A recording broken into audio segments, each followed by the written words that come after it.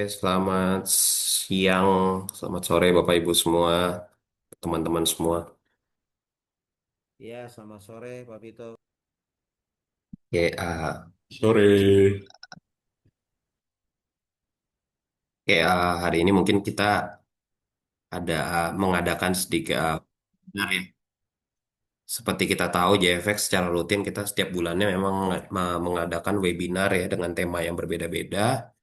Dan untuk hari ini kita akan mengadakan webinar ya dengan topik mengelola resiko nilai tukar di tengah ketidakpastian global dan tentunya peran bursa sebagai instrumen lindung nilai. Jadi memang kalau kita tahu kan dalam beberapa waktu terakhir ya ya ada ketidakpastian ya dalam terkait nilai tukar ya yang mana rupiah terus melemah ya, harga dolar terus naik dan juga kaitannya dengan harga komoditi ya yang juga masih ya fluktuatif gitu ya dan tentunya mungkin banyak orang yang juga belum tahu bahwa sebenarnya ada instrumen yang bisa digunakan untuk bisa mengantisipasi risiko perubahan harga ya resiko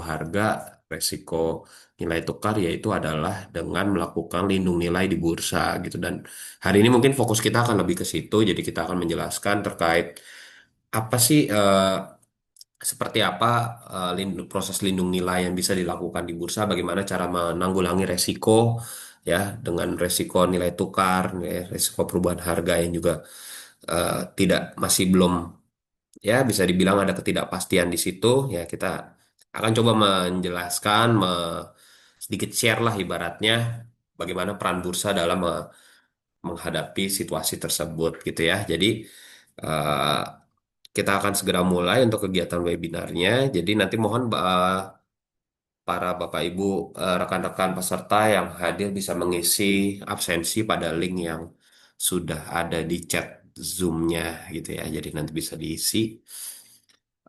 Sebelum mulai, perkenalkan saya Vito dari Divisi Riset and Business Development PT Bursa Berjangka Jakarta yang akan membawakan materi hari ini. Ya, jadi nanti kalau ada pertanyaan atau seperti apa bisa disampaikan nanti setelah sesi pemaparan ini berakhir gitu ya. Oke, mungkin saya akan segera men-share, mungkin akan men-share screen materi. Suara saya jelas ya, Bapak Ibu semua ya? Udah jelas Mas Vito. Jelas ya? Oke, siap. Sebentar, saya coba.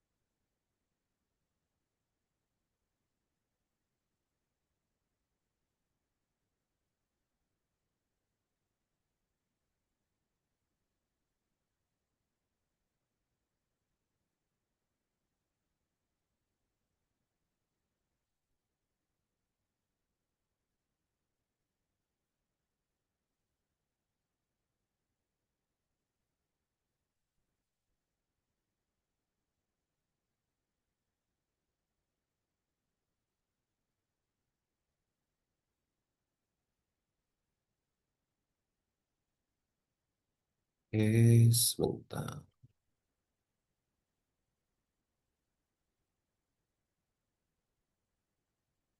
Apakah sudah kelihatan ya share screen saya? Jadi ini topik hari ini ya mengelola resiko nilai tukar di tengah ketidakpastian global dan peran bursa sebagai instrumen lindung nilai. Nanti kalau memang Bapak Ibu ada mungkin masukan terkait topik apa yang hangat yang menarik untuk dibahas di sesi webinar selanjutnya, nanti silakan kita bisa membawakan materi tersebut ya. Oke, kita mulai aja. Jadi, nah mungkin kita masuk ke dalam ketika dunia bergejolak siapa yang akan menanggung resikonya gitu ya. Jadi seperti kita tahu dengan adanya fluktuasi harga yang tidak pasti, nilai tukar yang juga eh, mungkin terus naik ya US dollarnya itu juga ada resiko yang akan ditanggung oleh para pelaku usaha gitu ya. Yang mana ada resiko yang juga siapa yang bisa akan menanggung resikonya gitu. Karena Mungkin bayangin aja, nih di sini ada sedikit eh, contoh lah ibaratnya ya. Kalau Anda memiliki suatu perusahaan ya menandatangani kontrak impor senilai 1 juta US dollar dengan kurs saat ini yaitu 16.000 gitu ya. Atau setara dengan nilai transaksinya adalah 16 miliar. Lalu 3 bulan yang akan datang ada gejolak global yang mana kurs itu berubah dari yang tadinya 16.000 menjadi 16.800 per US dollar. Jadi ibaratnya kita tanpa melakukan apapun, perusahaan akan mengeluarkan biaya tambahan sebesar 800 juta. Ya karena eh, dengan kurs yang naik dari yang tadi 16.000 dengan menjadi 16.800 ya. Terus juga kita transaksikan senilai US dollar nih. Kita bertransaksi dalam bentuk US dollar 1 juta gitu. Jadi ada biaya tambahan sebesar 800 juta yang harus ditanggung oleh si perusahaan. Ya, bukan karena barangnya bertambah, bukan karena penjualannya menurun, tapi hanya karena perubahan nilai tukar. Nah, bagaimana perusahaan itu bisa mengantisipasi eh, kerugian tersebut ya, resiko kerugian kenaikan kurs tersebut ya, itu yang akan kita bahas pada sesi webinar hari ini gitu. Karena mungkin banyak orang yang belum tahu bahwa bursa berjangka itu memiliki salah satu fungsi yang namanya adalah fungsi lindung nilai atau hedging. Yang mana hedging itu bisa digunakan untuk bisa mengantisipasi resiko harga, resiko perubahan harga. Karena mungkin banyak ya bisa dibilang seperti ada asuransi dan lain-lain itu mereka bisa mengcover resiko resiko-resiko lainnya kecuali resiko harga. Nah, resiko harga bagaimana bisa mengantisipasinya adalah dengan melakukan hedging di bursa berjangka. Kita lanjut. Nah, saat ini bisa dibilang hidup di era ketidakpastian. Ya, kalau kita melihat kondisi dunia saat ini, ada konflik global, ya, suku bunga global yang terus meningkat, ya, ada gangguan rantai pasok, ya, lalu ada fluktuasi harga energi dan komoditas. Hal ini mengakibatkan bahwa pasar keuangan global menjadi semakin sensitif, termasuk nilai tukar rupiah. Kalau kita lihat kan nilai tukar rupiah beberapa waktu terakhir mengalami pelemahan ya, nilai US dollar mengalami kenaikan gitu ya. Yang mana itu akan sangat berpengaruh pada banyak hal gitu ya. Jadi kalau kita bicara dampak langsung dari perubahan nilai tukar ini, apa aja nih? Yang pertama, contoh ya, bagi importir, kos pasti meningkat, biaya operasional pasti meningkat.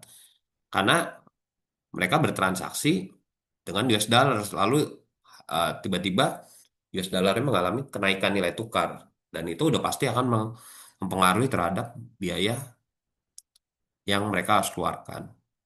Untuk eksportir, pendapatan mereka akan menurun. Ya, lalu untuk perusahaan korporasi, arus kas tidak pasti. Ya, karena banyak yang mungkin mencatat misalnya dengan US dollar, dengan adanya resiko nilai tukar, itu bisa berpengaruh pada arus kas yang tidak pasti. Dan terakhir bagi orang-orang yang trading atau investasi, dengan adanya perubahan nilai tukar ini akan menjadi nilai portofolio mereka akan berfluktuasi. Jadi ada ketidakpastian di situ. Lalu pertanyaannya, apakah mereka harus menerima resiko ini begitu saja? Apa yang harus mereka lakukan? Gitu. Kalau karena kalau mereka tidak melakukan apa-apa, ada resiko atau kerugian yang akan mereka terima gitu ya. Dan mereka harus memikirkan salah satu strategi atau cara bagi mereka untuk bisa mengantisipasi resiko itu. Lanjut. Nah, resiko nilai tukar itu bisa dibilang seperti halnya musuh yang tidak terlihat karena nggak seperti resiko operasional yang bisa kita langsung lihat yang langsung kita nilai. Resiko nilai tukar itu yang pertama tidak terlihat, lalu sulit untuk diprediksi dan kadang terjadi sangat cepat. Dan tentunya resiko ini juga bisa menggerus keuntungan yang telah dibangun bertahun-tahun. Jadi resiko nilai tukar ini tidak hanya mempengaruhi transaksi hari ini, tapi juga akan berpengaruh terhadap strategi perusahaan di masa yang akan datang. Gitu ya. Jadi ya dengan adanya nilai tukar yang uh, meningkat gitu ya, bisa dibilang perusahaan harus mengatur strategi perusahaan di masa yang akan datang nih seperti apa. Mungkin tidak sesuai dengan rencana awal mereka gitu ya. Jadi ada hal yang harus mereka pikirkan untuk bisa mengantisipasi resiko nilai tukar ini. Nah, apa yang dilakukan oleh perusahaan-perusahaan global? Kalau kita bicara perusahaan global, mereka tidak mereka tidak melakukan apa? Mereka nggak menebak arah pasar. Ya, mereka tidak berspekulasi, mereka tidak bergantung pada keberuntungan. Yang mereka lakukan adalah dengan hedging. Karena hedging itu bisa mengubah ketidakpastian menjadi kepastian. Mungkin banyak dari rekan-rekan Bapak Ibu sekalian yang baru pertama kali mendengar istilah hedging. Apa sih hedging gitu? Yang dari tadi saya sebutkan. Hedging itu atau kalau kita secara harfiah kita bicarakan dalam bahasa Indonesia, hedging itu adalah eh, lindung nilai, ya, yaitu strategi yang digunakan bukan untuk mencari keuntungan, tapi untuk melindungi nilai dari suatu aset yang memang kita miliki, gitu ya. Jadi ini yang biasa dilakukan oleh perusahaan-perusahaan global. Bayangkan kalau kita lihat dalam beberapa waktu terakhir ya saat misalnya perang yang ada terjadi di antara Amerika Serikat dengan Iran gitu ya. Harga oil mengalami kenaikan. Bayangkan kalau setiap harga oil atau minyak naik, mungkin harga harga semua barang-barang langsung naik gitu ya. Bayangkan kalau kita punya pesawat gitu, saat harga oil naik, otomatis harga pesawat langsung naik gitu. Atau paling gampang misalnya harga naik, terus saat kita perusahaan-perusahaan yang menjual eh, ya makanan dan lain-lain itu semua langsung naik karena ongkos produksinya menaik gitu. Kan nggak bisa seperti itu juga. Apakah saat harga mengalami penurunan mereka juga akan nurunin harga? Kan nggak juga gitu. Jadi salah satu cara yang mereka lakukan adalah melakukan hedging. Hedging itu dilakukan dengan melakukan transaksi di bursa. Jadi mereka mungkin gampangnya hedging itu adalah melindungi resiko kerugian akibat perubahan harga dengan mendapatkan keuntungan yang ada di bursa. Dengan bagaimana caranya? Caranya dengan mengambil posisi yang berlawanan. Nanti saya akan berikan contohnya mungkin kalau Bapak Ibu yang belum berkecimpung di industri perdagangan berjangka mungkin bingung konsepnya itu seperti apa gitu ya terkait hedging ini. Mungkin untuk Bapak Ibu yang sudah eh, berpengalaman ya di industri perdagangan berjangka, melakukan trading futures gitu mungkin sudah sangat familiar dengan istilah hedging ini ya. Nah, mungkin saya akan coba jelaskan terkait apa itu hedging. Hedging itu bukan spekulasi yang pasti. Karena spekulasi itu adalah mencari keuntungan dari perubahan harga. Sedangkan hedging itu adalah bagaimana kita melindungi nilai bisnis kita dari perubahan harga. Analogi sederhana, asuransi rumah tidak dibeli untuk mendapatkan keuntungan, tapi untuk melindungi diri dari resiko. Nah, hedging itu memiliki filosofi yang sama. Eh, Hedging itu biasanya dilakukan oleh perusahaan, ya perusahaan khususnya yang sudah go internasional ibaratnya gitu ya.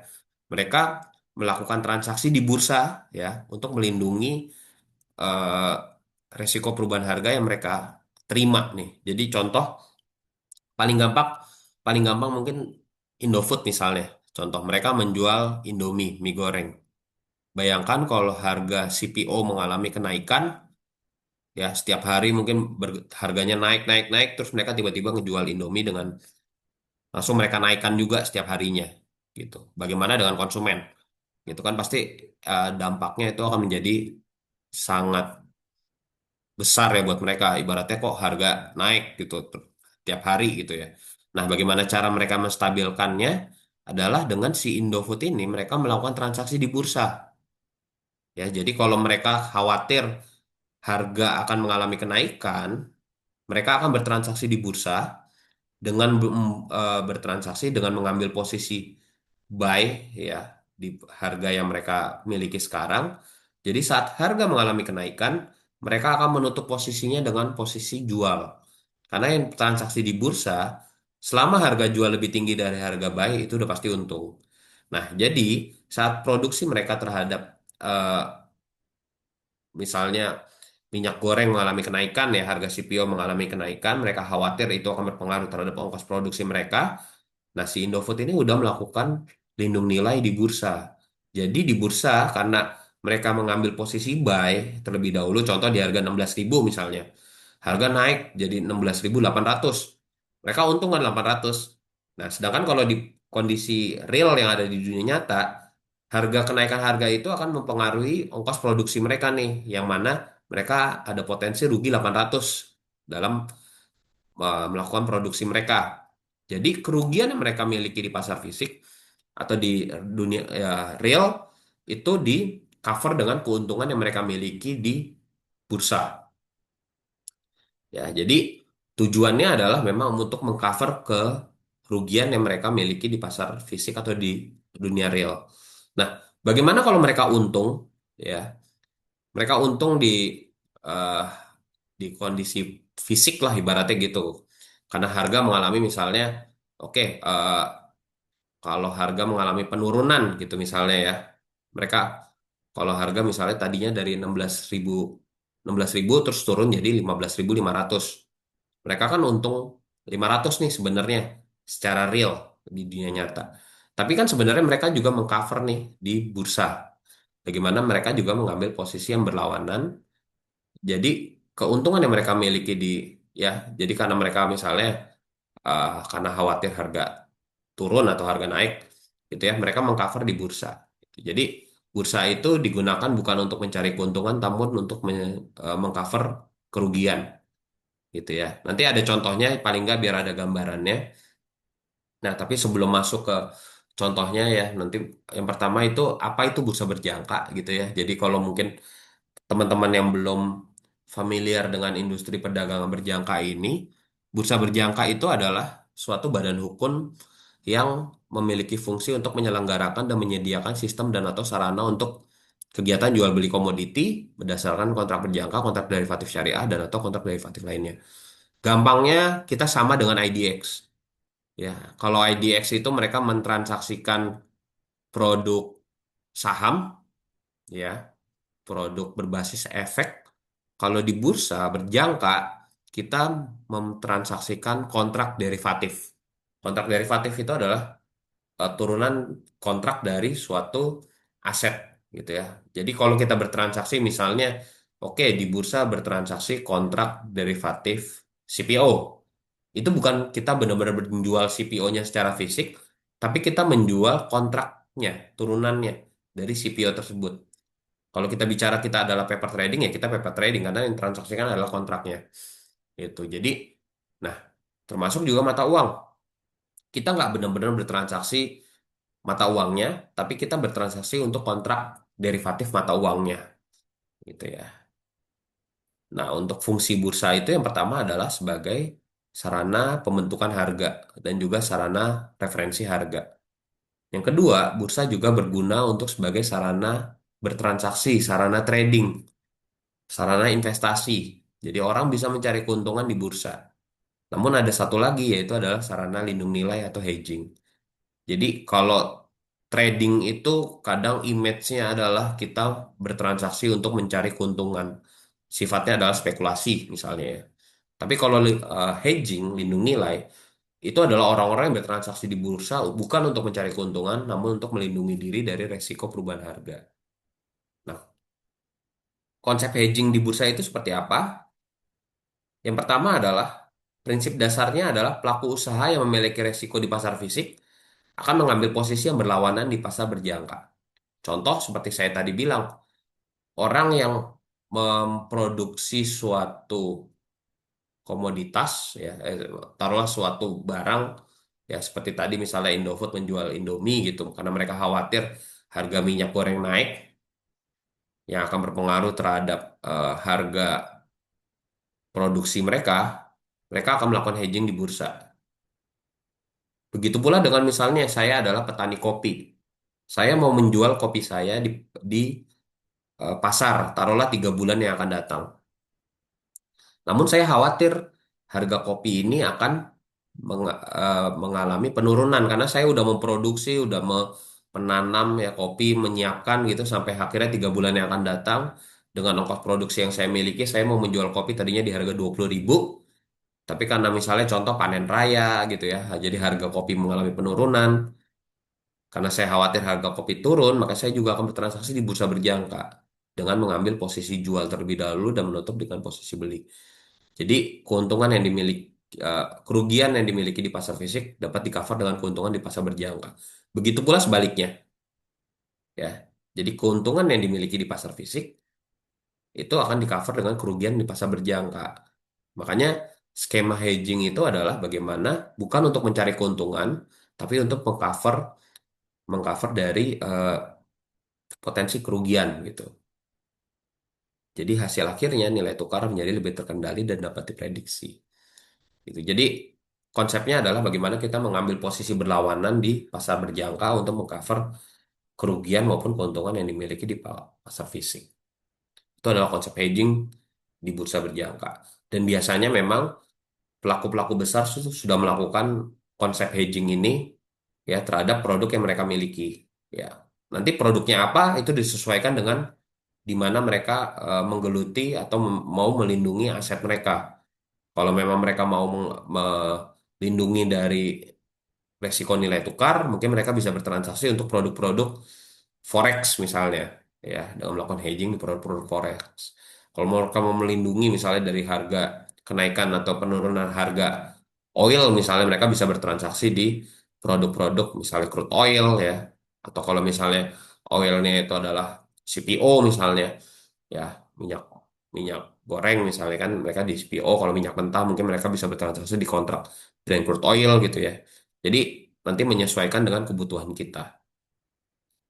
Nah, ini adalah gambaran contoh hedging. Jadi kalau tadi saya jelaskan lebih kepada bagaimana eh, cara bursa dalam konsepnya, ini adalah contoh realnya. Seperti tadi kita masih menggunakan contoh di mana importer akan melakukan pembayaran sebesar 1 juta US dollar dalam 3 bulan. Dengan kurs saat ini adalah 16.000. Nah, 3 bulan kemudian terjadi pelemahan rupiah sehingga kurs menjadi 16.800. Dampaknya nilai pembayaran akan naik nih dari yang tadinya 16 miliar menjadi 16,8 miliar. Ada kerugian akibat perubahan kurs sebesar 800 juta. Nah, strategi hedging yang dilakukan karena mereka khawatir harga mengalami kenaikan, mereka akan melakukan transaksi di bursa dengan membeli kontrak USD di harga 16.000 dengan ukuran kontrak 1 juta US dollar. Mereka mengambil posisi beli, ya. Karena mereka khawatir harga naik, mereka mengambil posisi beli nanti ditutup dengan posisi jual.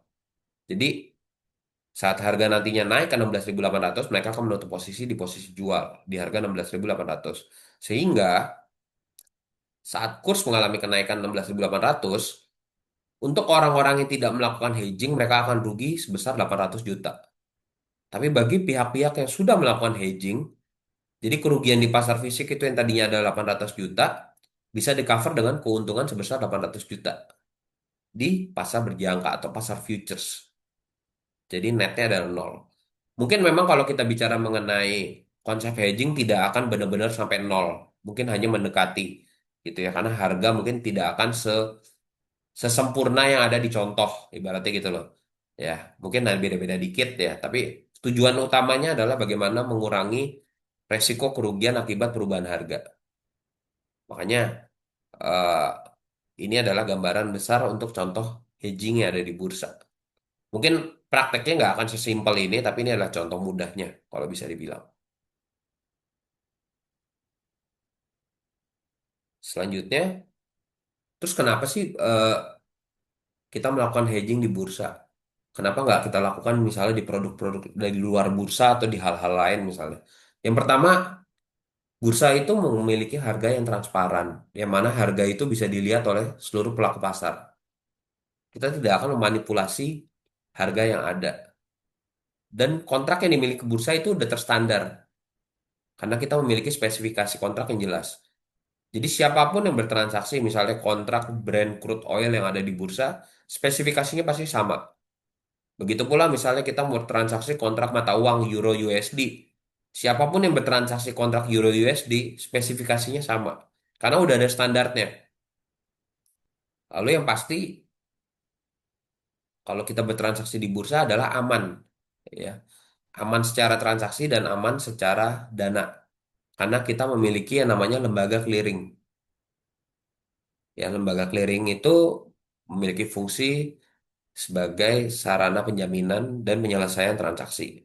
Jadi dana yang dimiliki oleh nasabah minimal 70%-nya ada di lembaga clearing.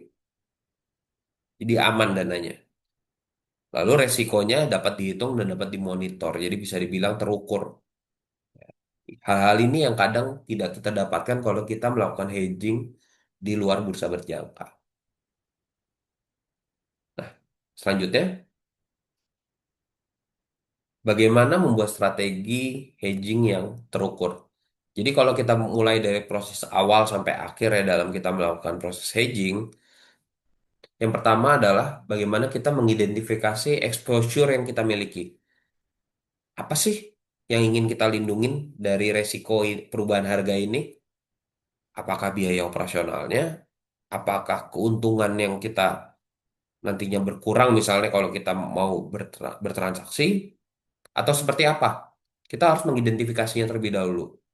Lalu kita juga harus mengukur resiko yang bisa kita tanggung itu seberapa besar.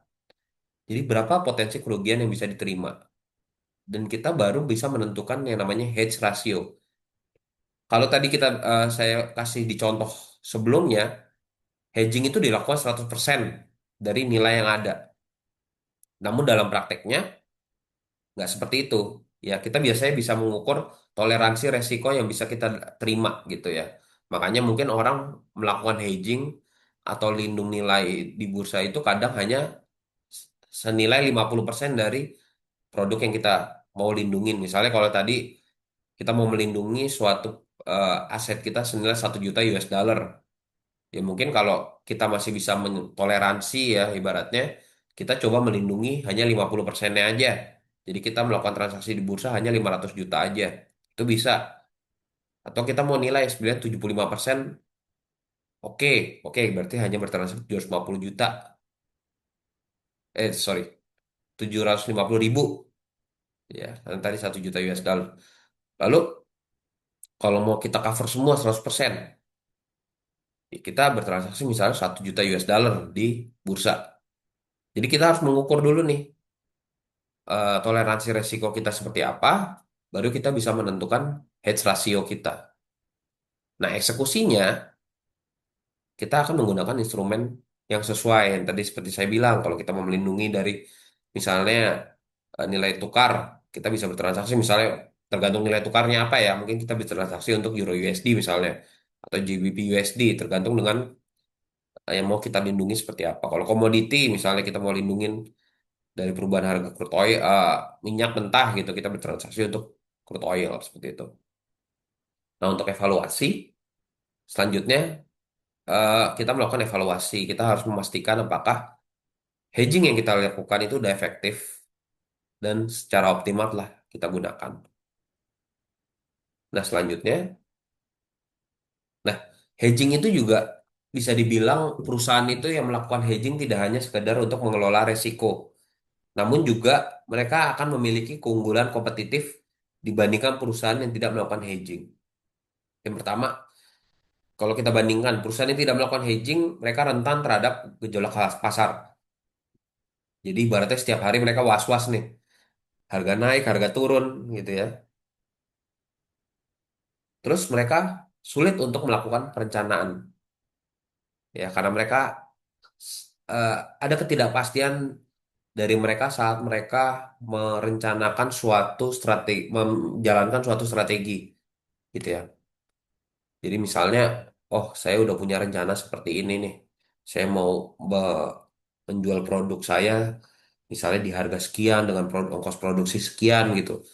Namun tiba-tiba gejolak harga mengalami kenaikan maupun penurunan secara eh, tiba-tiba gitu ya, secara masif gitu dan itu akan berpengaruh terhadap kita dalam mengatur suatu perencanaan. Karena kita harus mengatur ulang lagi strategi kita. Kita harus mengatur ulang lagi rencana kita, ya. Dan margin mudah tergerus dalam hal ini keuntungan kita pasti akan mengalami penurunan gitu. Tapi hal ini tidak akan terjadi bagi perusahaan yang melakukan hedging. Bagi perusahaan yang melakukan hedging, karena kita sudah memprediksi semuanya dari awal, kita sudah memperhitungkan, oke, resiko yang kita miliki, kita sudah memperhitungkan eh, langkah coverage yang kita lakukan gitu ya, langkah lindung nilai yang udah kita lakukan, arus kas kita lebih stabil. Lalu perencanaan juga lebih akurat. Karena walaupun harga mau naik, harga mau turun, kita udah bisa mengcover. Karena kita merasa aman karena kita sudah melakukan hedging. Lalu kita bisa fokus pada pengembangan usaha gitu. Jadi kita tidak hanya sekedar memikirkan dari resikonya aja, tapi kita juga bisa fokus nih pada pengembangan usaha kita nih, gitu loh. Jadi fokus kita udah meningkat dari yang tadinya sekedar mengkhawatirkan resiko kita, ya kita bagaimana cara menutupi potensi resiko kerugian kita, ya potensi resiko nilai tukar kita, ya kita bisa naik level lah ibaratnya ke pengembangan usaha kita seperti apa gitu. Karena kita udah nggak khawatir dengan situasi-situasi ya, gejolak harga dan lain-lain karena kita sudah melakukan hedging. Dan yang terakhir adalah kita lebih siap dalam menghadapi ketidakpastian. Ini yang paling penting karena hedging itu memang digunakan untuk mengcover potensi kerugian atau resiko akibat ketidakpastian gitu. Makanya ini bisa menjadi bagi perusahaan-perusahaan yang melakukan hedging ini bisa menjadi nilai poin utama lah, poin plus, poin tambahan dibandingkan perusahaan-perusahaan yang tidak melakukan hedging. Nah, bagaimana peran strategis bursa ya kalau kaitannya dengan eh, perekonomian lah ibaratnya ya. Yang pertama dengan adanya bursa ya yang mana mereka bisa kita bisa me, bisa apa memberikan fasilitas lindung nilai kepada para pelaku gitu ya. Kita bisa memberikan stabilitas aktivitas perdagangan. Yang pertama bursa itu mendukung stabilitas aktivitas perdagangan. Kita juga efisien dalam menentukan harga dan juga dapat menjadi sarana pengelolaan resiko nasional. Jadi, bayangkan kalau semua perusahaan-perusahaan besar di Indonesia sudah melakukan hedging, berarti gitu, bahkan perusahaan-perusahaan kecil maupun mungkin menengah lah, ibaratnya juga sudah melakukan hedging, maka kita memiliki ketahanan ekonomi dalam menghadapi gejolak global. Mereka nggak khawatir nih, kayak kemarin misalnya harga oil naik, harga emas naik, harga silver naik, ya sekarang nilai tukar naik misalnya. Mereka nggak usah khawatir karena mereka sudah melakukan hedging. Jadi ada ketahanan di situ, ketahanan ekonomi dalam menghadapi gejolak yang ada. Nah, dan bisa dibilang semakin banyak pelaku usaha yang melakukan hedging, maka semakin kecil dampak volatilitas terhadap sektor real. Ya, jadi kalau semua perusahaan sebagian besar sudah melakukan hedging, mau harga naik, mau harga turun, ibaratnya dampaknya akan bisa kita minimalisir. Gitu. Jadi mungkin kesimpulannya yang bisa kita tarik dalam sesi webinar ini, yang namanya resiko itu nggak bisa dihilangkan, tetapi resiko itu dapat dikelola. Salah satunya adalah dengan melakukan hedging di bursa. Nilai tukar juga nggak bisa dikendalikan, tapi yang bisa kita kendalikan apa? Dampaknya, gitu. Dan bursa berjangka hadir untuk bisa membantu pelaku usaha dalam mengubah ketidakpastian menjadi kepastian. Kita bisa mengubah dari kekhawatiran menjadi keyakinan gitu lah. Ibaratnya kita udah nggak khawatir lagi, kita bisa fokus untuk dalam pengembangan bisnis. Karena memang saat kita bisa mengelola resiko secara terukur, kita bisa fokus dalam pertumbuhan bisnis kita. Mungkin itu sedikit yang bisa saya sampaikan ya. Mungkin pada sesi webinar hari ini memang fokusnya lebih bagaimana kita mengenalkan salah satu eh, cara dalam memitigasi resiko ya dengan melakukan lindung nilai di bursa. Gitu. Terima kasih. Mungkin kalau ada yang mau ditanyakan silakan.